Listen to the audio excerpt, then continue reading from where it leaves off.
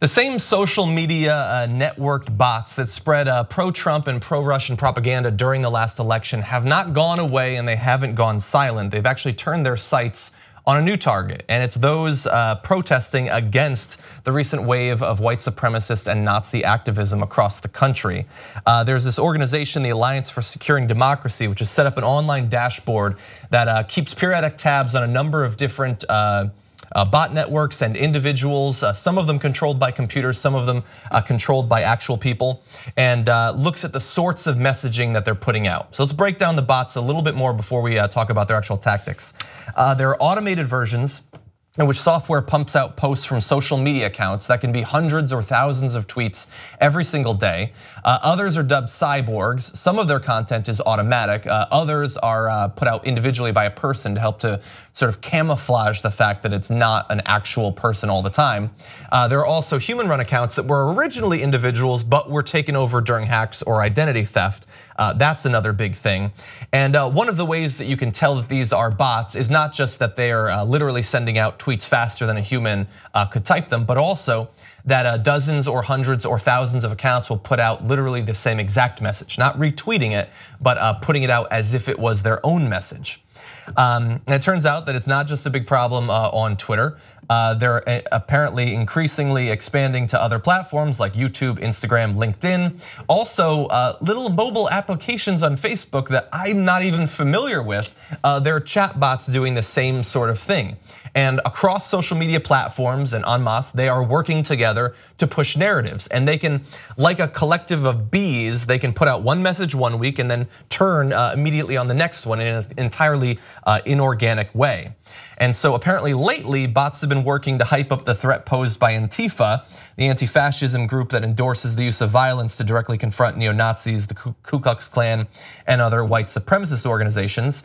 They're also directly attacking politicians who have been critical of Donald Trump's response to Charlottesville, or others who've spoken out on it. John McCain himself was actually the target of this recently, where thousands and thousands of supposed people on Twitter immediately began putting out the same exact messages attacking him as having been linked with neo-Nazis. At one point, the most recent tweeted link in one Russian-linked network was a petition to declare Antifa a terrorist group. They're very interested in that in Russia for some reason. They're very engaged in American domestic politics on that particular issue. And the director for that organization I talked about said that this is not simply random, that they're preparing and sowing seeds of discord, potentially laying the groundwork for what they're planning to do in 2018 and 2020. And while the particular targets of whether it's politicians or activists, the groups, the issues that these bot networks talk about change week to week, the goal is always the same. It is to destabilize and bring down America. That is the goal. And they will attack Democrats, they'll attack Republicans. Whatever accomplishes that goal, that's what they use these networks for.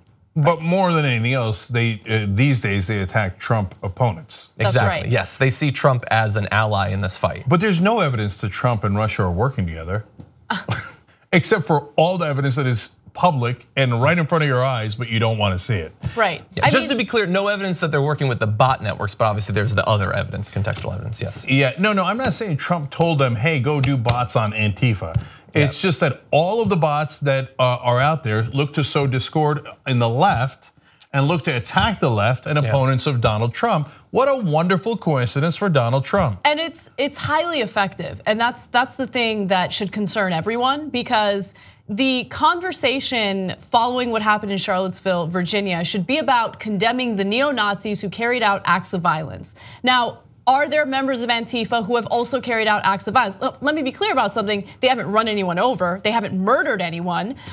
There was a story from last weekend where a small group of Trump supporters did what Trump supporters do. They went to Berkeley, right, to get people upset. Antifa responded, and they responded violently. And they shouldn't do that, okay? But if you want to talk about violence and you want to pretend as if both sides are equal in carrying out acts of violence, you're wrong, and you've bought into what these bots are putting out there, right?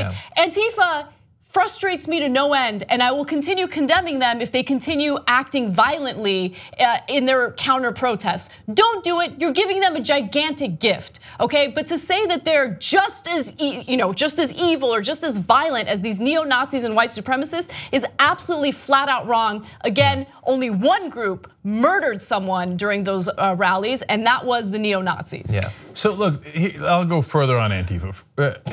The people who are doing violence on the left, if they are actually on the left, and I have great skepticism about that, are preposterously, ridiculously wrong and stupid. Because what are you gonna do? You're gonna out-violent the right? No, you're not. Even if you thought violence is the morally correct thing to do because it's Nazis today, fascists tomorrow, the alt-right the day after, the right wing the day after that, and just people I disagree with the day after that, it is horrific and a terrible idea and immoral and not the right way to go. It's also, even if you didn't care about the morality of any of that, it's also stupid. It's counterproductive. The minute you open the door of violence, I guarantee you the right wing will be 1,000 times more violent than you. And then they won't just be violent towards you guys, they'll be violent against all of us. So it is so stupid to do that. And the reason I say that I have some skepticism, I'm not saying that it's not Antifa, right? But guys, they have 1,000 false flag operations, right? Yeah. We don't do that stuff, and when they accuse us of it, we're like, what are you talking about, you conspiracy lunatic, right? But they think that way, the right wing thinks that way. So, and we know that as a matter of history, they love to plant people inside of left-wing organizations, cause violence. James O'Keefe, James O'Keefe got caught doing exactly that, trying to hire actors to pretend as though they were liberal protesters. He attempted to pay them to carry out acts of violence during protests, right? So that type of strategy absolutely happens on the right. So it's not to excuse anything Antifa is doing. I don't really believe they're left-wing. No, that's not my point. My point is, if you are on the left and some idiot says, let's do violence, just get rid of them. They immediately kick them out of the group, don't listen to them, and realize there's an excellent chance that they're actually a right-winger. And they want you to fall into that trap so they can have two idiots throw punches and go, great, that gives us an excuse to run over you guys and murder you and do whatever we want. And if by the government now run by Trump, imprison you guys, okay? And anyone who goes to any protest, because two idiots threw rocks through a Starbucks window, right? And it's a trick, it's a trap. If anyone, even if they genuinely believe it, kick it out, kick them out of the group. They're gonna set you back so badly, they're gonna set everyone back. If you're on the left and you're a progressive, by definition, you shouldn't believe in violence. That is the avenue of the right, okay? So, and you're not gonna, don't be as stupid as the right wingers who are like, oh, I got my Second Amendment rights, man, I'm gonna fight the government in the woods. You're not gonna fight the government in the woods. Fight through democracy, fight through politics. I'm not telling you to not fight, are you kidding me? We started the fight. But it's a political fight, it's a democratic fight. It's not a physical, violent one. If you do that, you lose the moral high ground. And yes, you open the door to horrific things that the right wing is more than happy to do.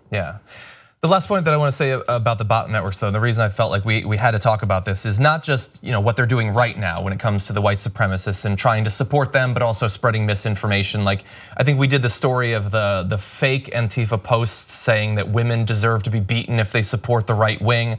Like, that's the sort of thing. Like, it's a combination of the fact that these are not actual people spreading it, that it's one individual in thousands of accounts, but also that it's fake news that they're spreading, which is terrible. But that you have to, it would be great if we could go back to the days, if they ever existed, when social media was a place where it was clean and pure and you could go in and you could have a disagreement, you could debate issues, spread information. You have to be savvy, and this is not going anywhere.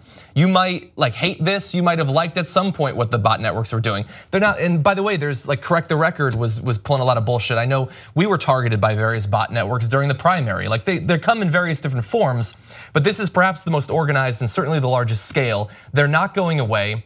They will be around during the midterm elections, the next presidential election. And if you think you have any idea what they're going to do, who they're going to support or oppose, you better think again, because they're savvy and complicated. They are harder and harder to tell from individual people, and the way they function is complex. It's not just spreading a message or misinformation. In some cases, like with the cyborgs and the hacked accounts, they will find natural allies, actual human accounts, and they will help to like and retweet messages or spread videos or articles. Funding can be given out to support natural allies of this misinformation campaigns. You have to be savvy. You have to make sure that what you're reading and what you're spreading is accurate, and that should be the case going forward. Yeah, and look, I've seen them, man. The Democratic machine also does it. The establishment, it's just John pointed out, the idiots, because they're so filled with hubris. The David Brock Correct a Record Hillary Clinton supporting PAC bragged about how they did bots and how they split the left, and then they blame lack of unity on Bernie Sanders and his supporters while they smeared them with allegations of Bernie bros. And by the way, it wasn't just Hillary Clinton supporters. We found out later through some great reporting that a lot of the smears of quote unquote Bernie bros came from Macedonia. So it was actually the Russians, again in that instance, it appears, that was trying to divide the left. So, and it's literally happening to us today. There's these insane attacks about how we have joined the Clinton machine. Yeah, I know, it's hilarious. Now, if you watch the show at all, you would find that to be the most preposterous thing you've ever heard, right?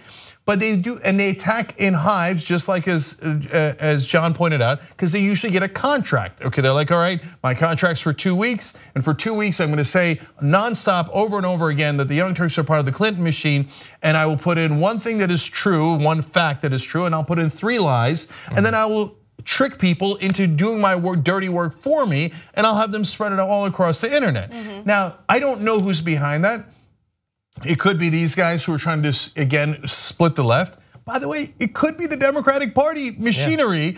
I don't mean the DNC, I mean the super PACs, the Correct the Record type of people who are like, now how's this for a dirty trick? Yeah.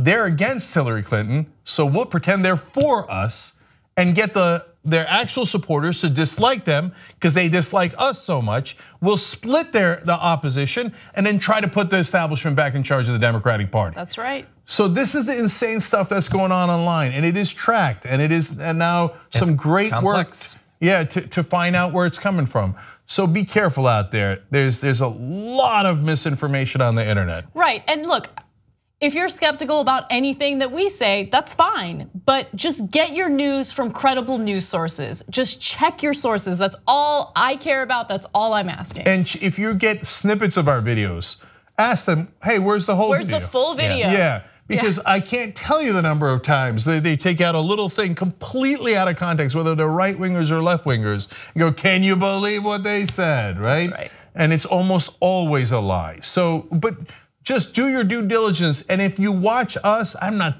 like some other guys, you have to watch every one of my videos, otherwise it's not fair. No, I'm not saying that, but watch the whole video of whichever video they're talking about. And then if you don't like us, God bless your heart. It's a free country and there's a billion shows out there. Go watch another show and hate us and do all that. But make sure you're hating us for the right reason and not for something that a bot made up and somebody paid for.